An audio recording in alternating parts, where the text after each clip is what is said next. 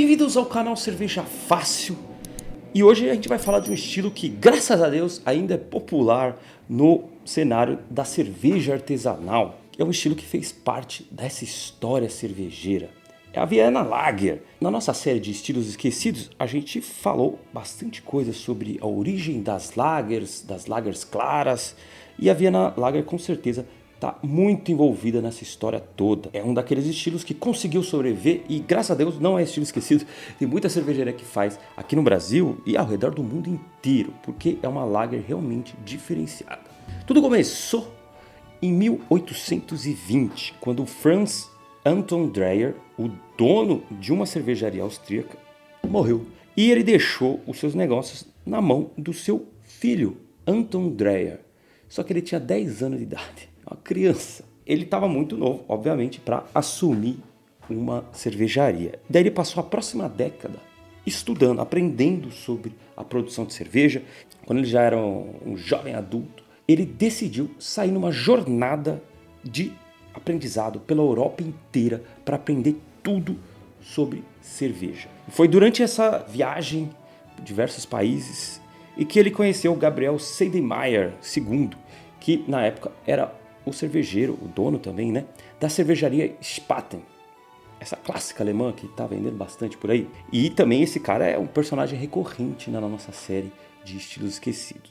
Os dois eles se tornaram brothersaços, e eles continuaram viajando junto, visitando diversas cervejarias para tentar aprender algo novo. Também questões de tecnologia, o que estava na vanguarda do momento e no século XIX. Dizem as más línguas que eles até chegavam a afanar algumas amostras e roubar um pouquinho de levedura para analisar depois. Mas quando eles chegaram na Inglaterra, que eles viram que as cervejarias de lá, eles estavam usando um malte bem mais claro do que eles estavam acostumados. E eles estavam usando, inclusive, uma tecnologia patenteada pelo Daniel Wheeler, que é, após o começo da germinação e tal, você secar o malte via calor indireto. Essa invenção foi uma revolução, de fato, e pôde gerar os maltes claros, né? O chamado malte Pale Ale. E eles ficaram com isso na cabeça, e cada um voltou para o seu país de origem, para a sua cervejaria, e começaram a fazer adaptações dessa tecnologia para produzir o seu próprio malte claro. O Gabriel voltou para Munique e começou esses testes, que foi desembocar numa versão inicial da Marzen. E o Anton voltou para Viena e desenvolveu essa chamada de Vienna Lager com esse malte claro que ele tinha conseguido produzir, o malte Viena. E essa Vienna Lager fez muito sucesso de imediato e inclusive ganhou fama na Europa inteira. Isso estava funcionando muito bem, só que surgiram diversos conflitos na Áustria e ali no século XIX. E devido a esses conflitos e escassez de matérias-primas e tal, meio que o estilo deu uma morridinha. Mas essa história ganha uma reviravolta. Então, enquanto que ela estava sendo meio que deixada de lado na Europa, a nossa Viena ganhou uma segunda chance lá no Novo Mundo, no México. O Napoleão estava tocando terror no Ocidente. E na época de 1861, ele invadiu o México. Ele deixou um capacho lá, o Maximiliano I, como um imperador do México. Enfim, o governo dele não durou muito, até porque os mexicanos pegaram ele e fuzilaram o cara. Mas nesse meio tempo de dominação francesa na prática, no México, veio um grande fluxo de imigrantes europeus. E esses imigrantes, obviamente, tinham essa paixão por cerveja, porque é assim, né? E eles começaram a fazer essa versão de Vienna Lager com os insumos locais, com o que eles tinham disponível na época. E daí a Vienna Lager começou a sofrer algumas adaptações, já não era tão parecida com a clássica de Viena mesmo. Inclusive, em algumas versões, utilizava até, com certeza, adjuntos. Utilizava milho para fazer Vienna Lager. Em 1882, o Santiago Graf, também um imigrante, só que ele era imigrante suíço, ele conseguiu importar dos Estados Unidos uma máquina de fazer gelo. Isso finalmente permitiu que as primeiras lagers pudessem ser feitas lá no México. É uma grande revolução, você ter acesso a isso já te facilitava muito, e principalmente para produzir uma lager do jeito que era em Viena. E assim, claro que o estilo deu uma mudada da versão original, mas foi graças à produção lá no México que esse estilo se mantém bem forte ainda hoje em dia. E como uma grande referência desse estilo Vienna Lager, a gente tem a nossa Negra Modelo, da cervejaria Modelo, que também é dita aí como uma bela referência do estilo, mas é claro que tem outras, né, mais na pegada original da Vienna Lager. E como é que a gente entende uma Vienna Lager hoje em dia? Ela tem uma coloração cobre, às vezes indo até para um âmbar quase avermelhado. Tem uma formação de espuma boa, uma retenção legal. Ela tem um certo corpo, mas ela tem um sabor limpo, ou seja, ela não é pesada e enjoativa. Em algumas ela chega até a ter um finalzinho bem seco. E a pegada dela é o maltado. Ela tem que ter um maltado legal que vai lembrar biscoito, um pouco de casca de pão, um pão mais tostadinho, um leve caramelozinho e às vezes um final seco assim de algum tostado. O que o guia de estilo fala é uma coisa, é como se fosse a Viena histórica, mas o que hoje em dia se faz de Vienna Lager é outra história, né? Então você tem que escolher uma linha, porque os mexicanos faz de um jeito, faz seca, faz com adjunto, faz com malte torrado. Tem cervejaria que faz Vienna Lager sem usar malte Viena. Ah, mas é uma Amber Lager. Tá, mas enfim, é difícil você ter o que o guia fala e o que as pessoas fazem. De qualquer forma, o importante é que seja uma lager avermelhada, bem marcante, mas com alta drinkability. É interessante que ele tem um amargor bem assertivo, bem acima do que é uma lager simplesinha, às vezes até do que uma Amber Lager comum. Então ele tem que ter um amargor que também vai puxar um pouco aí de um floral e um picante, dependendo do lúpulo que você vai utilizar. Então vamos pegar os detalhes dessa abraçagem e fazer essa receita, porque ó, já dá água na boca só de pensar nesse estilo Vienna Lager.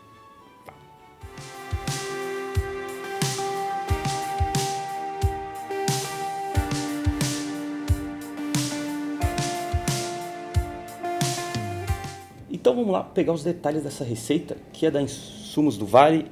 Eu achei bem interessante, queria testar para ver se essa combinação de maltes vai funcionar bem. Então vamos lá, a gente vai fazer 20 litros, são 3 kg de malte Viena. Não precisa ser 100% malte Viena para fazer uma Vienna Lager. Eu acho que você cortar um pouco de Viena e colocar uma parte de Pilsen ajuda, tá? Mas o que o Viena vai trazer? Esse leve tostadinho, essa nota maltada. Se fizer 100%, vai ficar legal? Vai, depende do que você curte, mas eu acho que fica um tanto pesada. A drinkability fica bem prejudicada. E daí a gente vai ter sim, então 2 kg de malte Pilsen que vai ajudar nessa secura, vai ajudar na drinkability final. É uma lager maltada, mas também não é para fazer bock. E aqui tem um toquezinho do André que eu achei ousado, daí eu estava bem interessado em testar. 70 gramas de malte black para ajustar a cor, para chegar num acobreado, para chegar quase vermelho, né? E dar um leve tostadinho. Segundo o BJCP, não é para fazer isso, mas também, né? O importante é o resultado no copo, né? Se trouxe uma secura e não ficou torrada, ok, tá valendo. Eu não colocaria tanto. Normalmente eu coloco só 15, 20 gramas para deixar douradinha a cerveja, mas aqui pode ser que fique interessante. E outra coisa para ajudar a secar bastante a cerveja, a gente vai fazer uma mostura média-baixa, né? Então a gente começa a 65, 66 e tenta secar o máximo dela possível, que ajuda também na drinkability.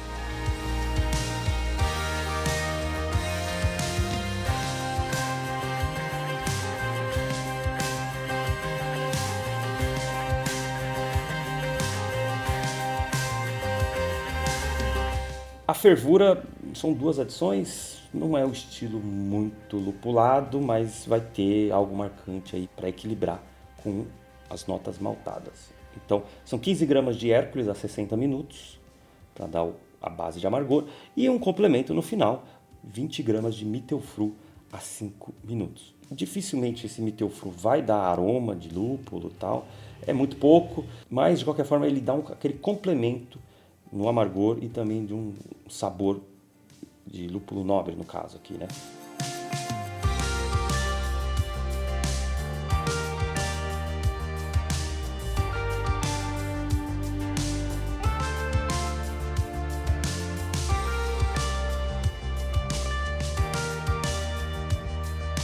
A fermentação a gente vai usar a BF16, essa levedura lager aí que é bem rápida, bem legal.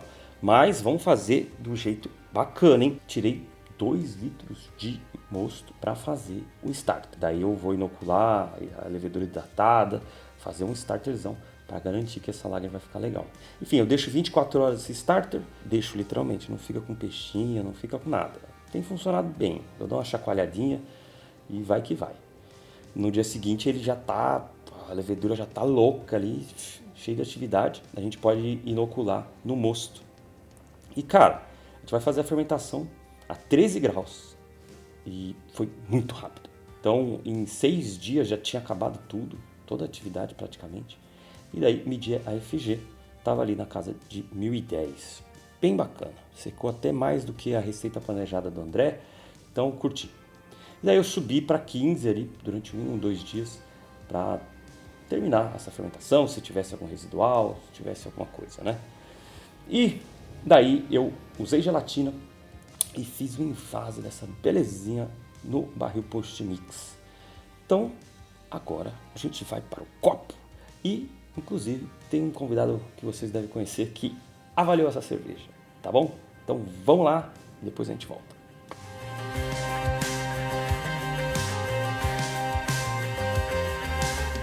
Breja pronta, mas tem uma coisa que deixa a sua cerveja mais especial ainda, é você caprichar na hora do rótulo.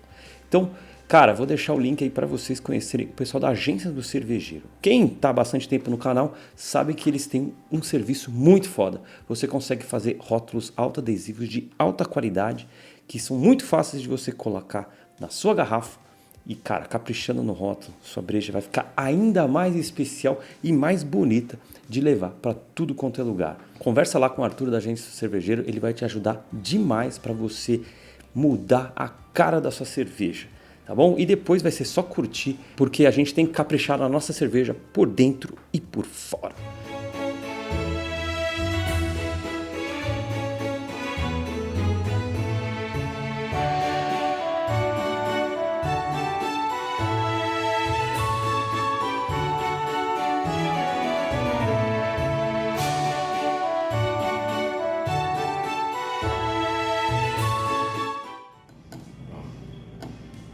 Não fui eu que fiz, foi o Leandro. É um primor de cerveja, né? Dá pra ver a cor? Não sei se a luz tá boa aí, mas Tá ótimo. a linda cor, cara. Gelatina ou não? Com certeza. Só podia ser. Ele falou que tá sulfurosa, eu não achei. Não achei mesmo. Eu achei Ela tá um pouquinho tostada, né? Um pouquinho tostadinha. Gostei do amargor. Eu gosto dessa pegada mais amarguinha assim, não é levinha. Uma cerveja, uma lager de respeito, assim, daquela que você toma pra churrasco mesmo, entendeu? Não é aquela lagerzinha de merda não, é pra tomar no churrasco, né? Pra comer com aquela carne gordurosa que nós estamos fazendo ali agora, ó, costelinha de porco. Crisp, eu gosto de falar isso. Olha a espuma. Nossa, tá de parabéns com a espuma, velho. Olha essa espuma, olha esse colarinho. Persistente, cremoso. Parece aquele chopp da Brahma. Parabéns, Leandro. Você tá aprendendo a fazer umas ótimas lager, cara. Isso aqui ficou show, cara. Ficou show mesmo. Saúde. Olha só que cerveja espetacular. Ela não é tão escura assim. Ela tem um dourado, um cobre, né? Tá indo para um cobre, uma espuminha bem persistente e bem convidativa. Saúde. Cara, o aroma tá bem maltadinho, tá bem gostoso, bem fresco. Umas notas de pão, uma casquinha de pão mais torradinha, mas não é torrado no sentido de café, é um tostadinho, sabe? Um tanto de biscoito, um leve sulfuroso. Ai, saúde. Nossa, o sabor dela é maravilhoso. Ela não é tão maltada, intensa quanto uma Marzen ou uma Bock ou uma Dunkel, o que seja. Então, ela é uma lager mais maltadinha, mas ainda assim consegue manter um equilíbrio muito legal. E essas notas tostadinhas, lembra um pouco caramelo, lembra um pouco biscoito, apesar de não ter malte caramelo. A drinkability está bem boa, mas aqui eu pego essa questão do sulfuroso. Foi bem complicado assim, porque a cerveja fermentou muito rápido. Esse starter da BF16 funcionou muito bem. Em questão de 6 dias, fermentação já tinha acabado, a levedura já tinha decantado, tava pronta para clarificar. Eu precisava fermentar outras coisas na geladeira. Fiz um pequeno descanso, uma temperatura mais alta, uma maturação a quente, mas eu não subi tanto a temperatura. E daí ficou um leve sulfuroso. E daí no envase, eu percebi isso, medi FG e tava esse sulfuroso. Eu tentei no barril, tem as imagens aí, no barril, plugar CO2 na parte da saída da cerveja, troquei o Baulock e empurrava o CO2 por baixo e aliviava por cima. Funcionou, né? Isso daí não... É mais fácil você tirar o sulfuroso no fermentador do que quando você já envasou, né? Na garrafa nem se faz. Mas ela passou mais uma semaninha e meia no barril e daí a coisa foi arredondando e agora está um nível bem baixinho de sulfuroso. Me incomoda um pouco, mas eu acredito que toda lager tem que ter um leve toque sulfuroso, não tão intenso quanto que está aqui, se bem que é pouca coisa, até o Wellington tomou e não achou nada que tinha sulfuroso. O bom é que tá na cara que é uma lager, né? Mas essa receita é fantástica. Fazer esse blend aí de malte Viena com um pouco de malte Pilsen para dar mais drinkability. E se precisar usar um pouco de malte torrado para ajustar a cor e deixar ela espetaculosa assim, vale muito a pena. E é aí um estilo que, graças a Deus, não é esquecido.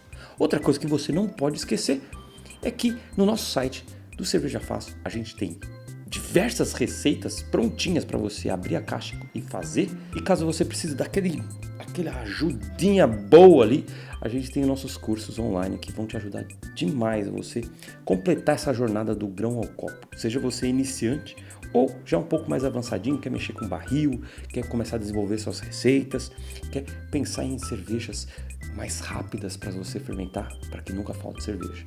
Lá tem opção perfeita para você, tá bom? E é isso, cara. Ai, meu chão. E é isso, chega. Um abraço e boas brejas. Agora tem que limpar, né? Toda vez. Apagar de sommelier, né? Falou.